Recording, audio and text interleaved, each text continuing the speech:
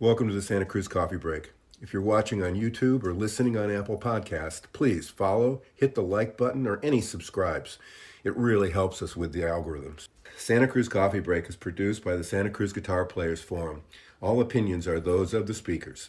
We invite you to join us on the Santa Cruz Guitar Players Forum at SCGCPF for more fun. Now, let's get on with this installment of Santa Cruz Coffee Break. We'd like to welcome everybody to the 101st podcast of the Santa Cruz Guitar Players Forum. And today, to do number 101, we came up to 101 and we're in Petaluma. And we're live, not live, but recorded, and we're doing it off of Zoom. So I don't know if we can say we're Zooming with Daniel Flanagan of Token Picks. So welcome, Daniel. And boy, thanks for having us. Great to be here. Thank you. Thank you for inviting us into your home and offering us treats and everything else. That's awesome. Thanks for coming. As we were saying, we got to do these live podcasts more often. Well, they're a challenge, as we're finding out. We haven't done it in 95 podcasts 95, something like that. And no pastries on Zoom. No, there were sandwiches at that point. That was in the beginning. In the very beginning. Yeah. We started doing these just as audio. Mm-hmm. And COVID hit. Yeah. And then they turned into Zooms, and now after 100, we'll drive the truck right into the ditch and try to do it live. So this is great. This is a great opportunity, to do something like this in a great environment. Yeah. We're here to talk about your new business. Yeah. But before we do that, okay, let's talk about you. Okay. How did you get into music? Well, like most, I started playing the recorder in 4th grade. Just to meet girls? And I never stopped. I picked up the trombone. I was first seat trombonist for a long time until I had a traumatic experience with my band teacher, and then I quit. And then I started playing guitar, probably at 12, and then started learning, rock and roll and also folk, obviously Bob Dylan, but I listened to a lot of Joan Baez and Joni Mitchell and so on. So I love my acoustic. I mean, it was an ovation, but I still loved it. And it was fun. We would put on shows as, in high school and so on. And then in college, I kind of just dropped it. And then through most of my life, I've basically neglected music. I did have a 10-year stint of playing banjo in an Americana roots kind of band. That was super fun. And then dropped that. Spent most of my adult life in the solar energy industry and doing startups, and that's just been super consuming. Then last December, I just got the bug, and I decided I finally wanted to really learn the guitar, like really be able to express my musical creativity through the guitar. And I started practicing hours a day. I bought a killer dread, and since then I've just been consumed with it. So that's kind of that's awesome. Where I've landed right now. Yeah. But then in that process, you decided the world needed a better pick. Well, I think I've discovered that the world could benefit from a better pick. There you go. Is benefiting from a better pick. I wasn't sure at the time. The moment was in the first week of May. I was holding a blue chip in my hand. And maybe to go back a step, there was a sort of a false start with my bluegrass playing 15 years ago, the early stages of blue chip when I was trying to learn Red Hair Boy on a Fender medium pick and really struggling. And I think I had gone to Grass Valley Bluegrass and seen Molly Tuttle as a very young girl playing picking like crazy, and I almost quit guitar that day. Yeah. But really struggling. And then I ordered a blue chip pick, and it was incredible to me how much it facilitated the playing of that style of flat picking. So from that moment, I knew that picks were important, like 100%. Mm-hmm. Anyhow, this recent revelation had a little bit more of like a business angle to it at first, where I realized I was holding a blue chip and I was like, wow, that's a cool business. Like, there's so much value packed into such a small little package, which means you don't need a warehouse. you don't need giant boxes of things. It's very simple. And then since it was, in this time frame of deciding I wanted to devote as much of my life to music as possible, I realized the connection between the business sense of it and how joyful it would be to do something around music, that I just basically decided in that moment I wanted to make a pick company. And Wow. yeah, so that was in May. So you just decided to start a pick company. I did. Yeah. Wow. Yep. I started right away with ChatGPT doing rapid research on, trying to figure out what the market size was, and then into and determining that was viable. And the Wall Street Journal had just done the article on blue chip, and which I'm quite certain increased the market significantly. Oh yeah. And so that was a nice little boost to my confidence there. And then going into researching materials, and that was really fun. And then eventually discovering that there was a whole other world of innovating actually how to manufacture a pick. And I've got a friend in the Phoenix Valley who I was talking with about this, and who is helping develop the ideas around how to do this. And he has that machining expertise, and the CNC and the programming, which I don't have. I come from more of like a first principles form of thinking, where it just seems like there's nothing that would prevent you from just fully machining a pick. So of course we're going to do it that way. But I didn't know that. I didn't know how. And I also didn't realize how difficult that would be. And how rare it is. Actually, we're the only company that fully CNC machines a full speed beveled pick. But with the help of my partner, this was developed. Yeah. So started getting prototypes. We kind of showed the picks to the world at Father's Day Bluegrass Festival in Grass Valley. That's where I started handing out picks, and I knew from that experience that we had something, because the most discerning players were enjoying them and wanting to keep them and taking them up on stage and so on. Yeah, so That's always a good sign. yeah. I think it's really interesting that how that market has really developed, because I grew up with Fender thins, mediums, and heavies, Yeah. and a heavy didn't work for me, and you realize how much of the tone it really does come from that plectrum. Yeah. And you push it aside because, oh, these are $5 for $1, or these are $2 a piece or something like that, and I've got a $5,000 guitar. Why, Yeah. I'm going to use a 20-cent pick on it or Right. something like that. Yeah. Kind of the same thought process in capos. Mm-hmm. Well, I'll just get the one with the band, and Right. it works for Keith. So, Yeah. so we'll try that. Yeah. Well, that was the big leap, was to get away from picks being the least expensive, Mhm. I mean, just kind of disposable Yeah. item. Yeah. I remember it was in high school that right the last day of school before the Christmas break, I went up to the local music store and I had ordered a gross of Fender mediums. Mm. And on that last day, as I ran across guitar player friends in school, Yeah. I'd drop a handful of picks on their Yeah. desk.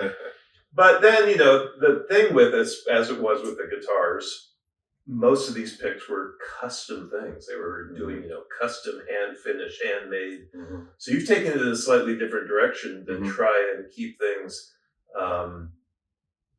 consistent in Mhm. quality and Mhm. everything else that a person could expect, which is actually what I think most players would really want, is Yeah. to not go through a handful of picks trying to figure out which one has just that right handmade Exactly. whatever. But Yeah. So I don't know if it's a word, but deliverability. Mm-hmm. When you and I first talked, that really made sense to me, because sometimes things can, you don't think about having 5 Mm-hmm. $50 picks. Right.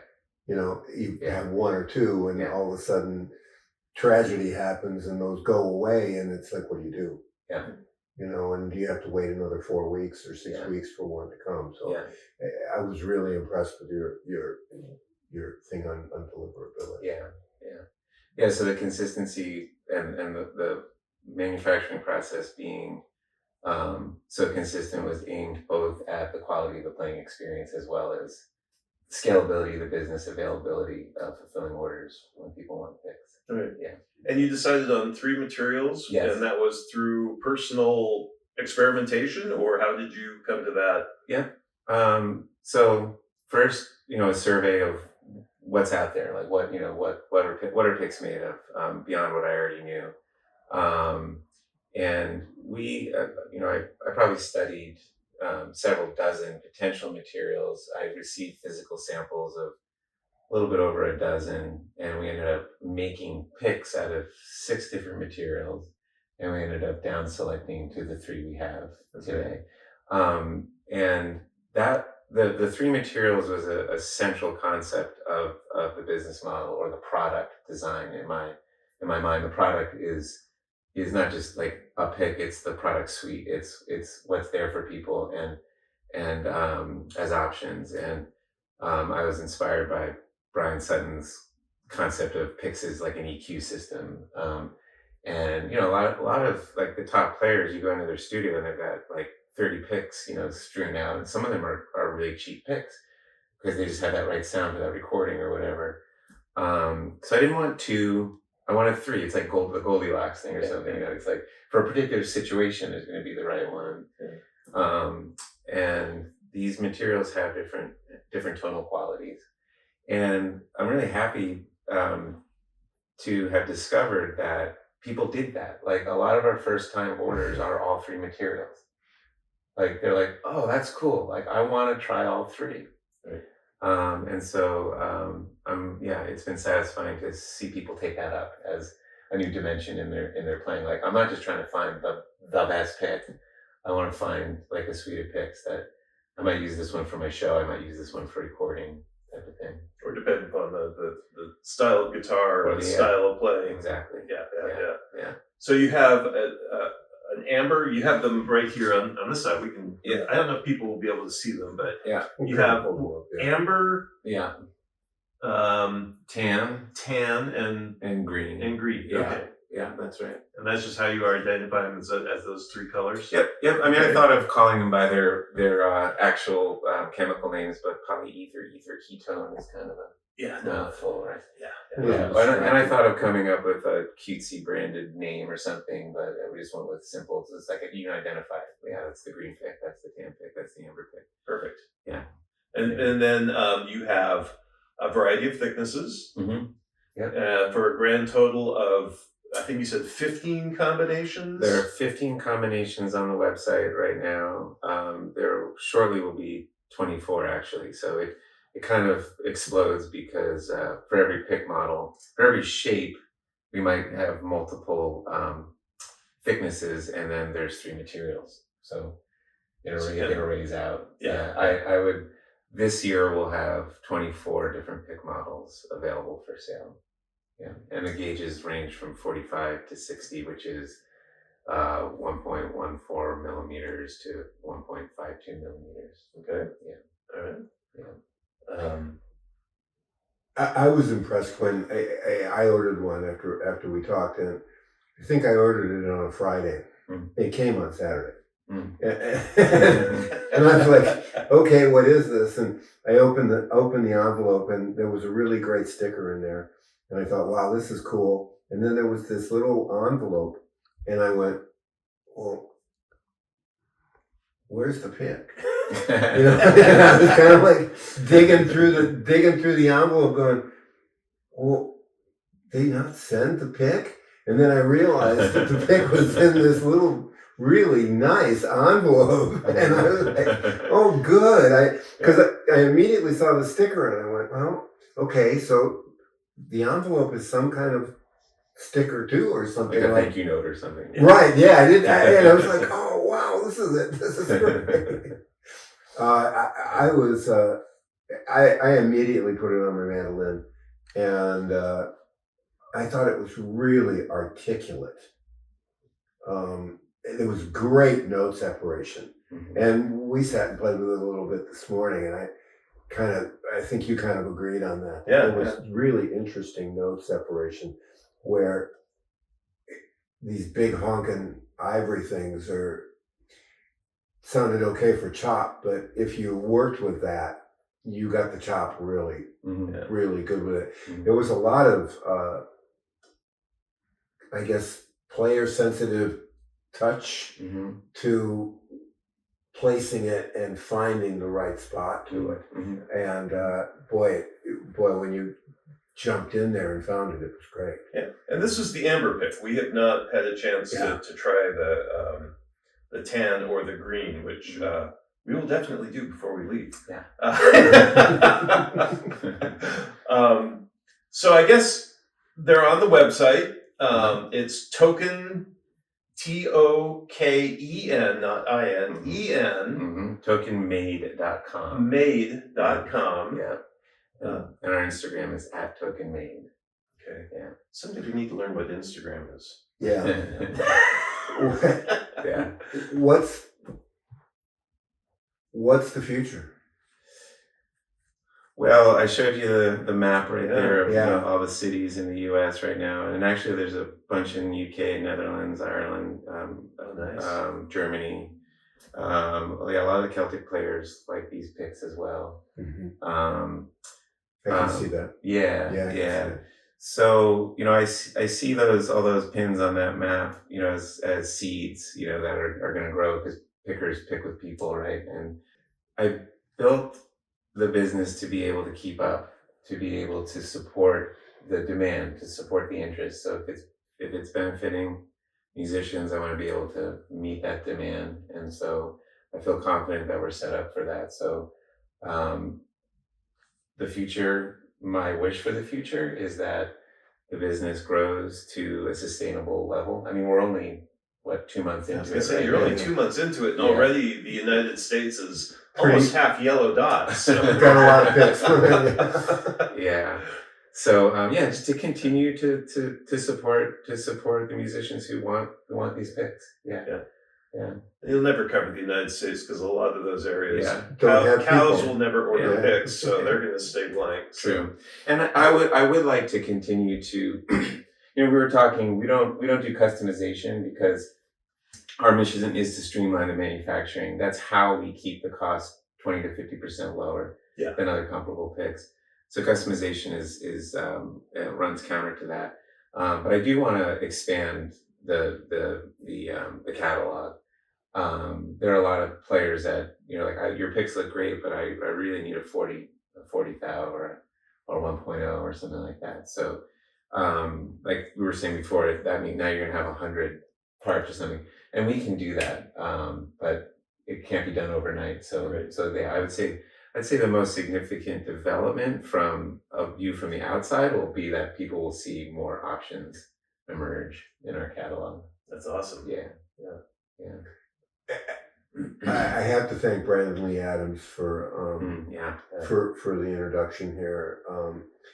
He said, and this really happened pretty quick. This came together pretty quick. I mean, I think it was just last weekend. Yeah.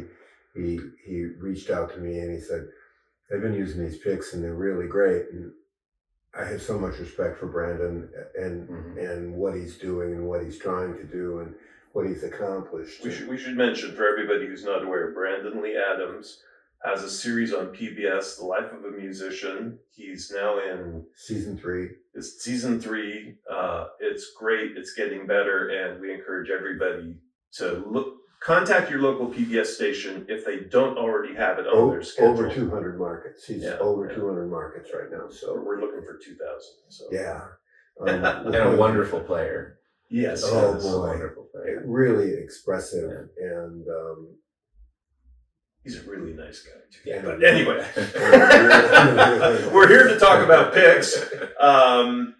So people should go to the website. They should check it out. I mean, if somebody is going to the website and they see these 3 different picks, do you have any general recommendations for people as to what you say one versus another might be lean towards in terms of style or technique or color or? For like a very technical player, you know, it's well for anyone, but particularly if you're playing at a high level, it's difficult to make a radical change. So I would typically start with a shape you're familiar with. Okay. So and whatever your manufacturer is, who of the pick you're using now, you can make an easy correlation to our models. And there's little pictures of with a U.S. quarter superimposed on it, so you can get a feel for the size of it and so on. So try to pick that's unless you're looking for a change, because I get that too. But otherwise, try to find a pick that's similar to what you like. And it's really hard to recommend a material. I mean, the green has this lore, and a lot of our pro players use green, but some prefer an amber or a tan, and it's just really hard to say, depending on the instrument. I'm not trying to upsell, but it is fun to try all three materials. Yeah. Well, and luckily they're at a price point where, all three materials are something that you could easily find in your Christmas stocking without breaking the family budget. Yeah. So and it's very easy to search for and filter. So if you know you want a tan pick, you can just click tan on the filter and you'll see all the tans. If you know you like large triangle and you want a tan, you can click large triangle tan and you'll just see the large triangle tan. So it's pretty straightforward. Excellent. Yeah. And then as Richard just says, the shipping is almost immediate. I think you had to silence your watch to keep the orders from dinging while we were talking here. We take great joy in trying to fulfill orders as quickly as possible. Of course, we're both in California, so that was really. Folks in Nashville don't get your hopes up for next day. I was seriously surprised. I was like, and my wife said, "Oh, you got something in." I said, "What is it?" I don't know. Just a flat little letter. What's broken? Yeah. Oh, great. In a day? That's awesome. Wasn't that just yesterday? So, thanks for having us. Yeah, thanks for the chat.